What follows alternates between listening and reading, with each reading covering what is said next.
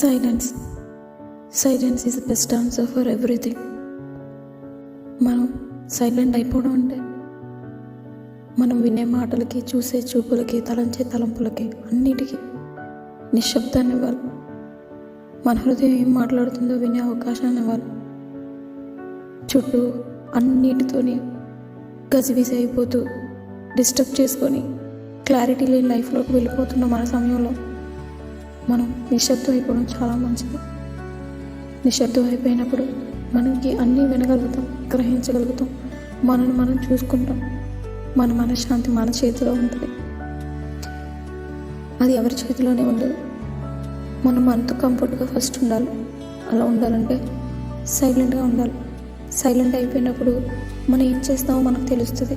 మన చుట్టూ ఉన్న వాళ్ళు మనతో ఏం చేస్తున్నారో తెలుస్తుంది. మనం ఏం చేయాలో కూడా మనకు తెలియపరుస్తుంది.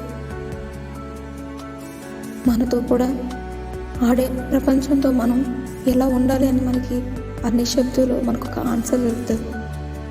అబద్ధాలతో మాట్లాడేవాళ్ళు, ఫేక్ ప్రామిసెస్తోని, ఫేక్ రిలేషన్స్తోని మనల్ని డీగ్రేడ్ చేస్తూ అన్నీ ఉన్నప్పుడు మనకి చిరాకు కలుగుతుంది, మనకు బాధ కలుగుతుంది, హృదయం విరిగిపోతుంది, ఎక్కడికైనా దూరంగా పారిపోవాలనిపిస్తుంది. అలాంటప్పుడు ఏం చేస్తాం? ఫైట్ చేయాలి. ఫైట్ చేయాలంటే శక్తి కావాలి. ఆ శక్తి కావాలంటే ముందు మనం సైలెంట్ అయిపోవాలి. మనం సైలెంట్ అయినప్పుడే మన బలం ఏంటో మనకు తెలుస్తుంది, మన బలహీనత ఏంటో మనకు తెలుస్తుంది, మన తప్పులు మనకు కనిపిస్తాయి, ఎదుటివారు మనం ఏ దృష్టితో చూడగలుగుతున్నారు అనేటటువంటి నాలెడ్జ్ మనకు పెరుగుతుంది.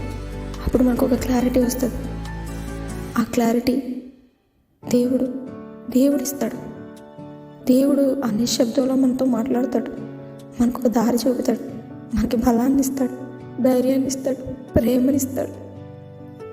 నువ్వు భరించలేనంత, నువ్వు తట్టుకోలేనంత ప్రేమని నీకోసం పంచుతాడు.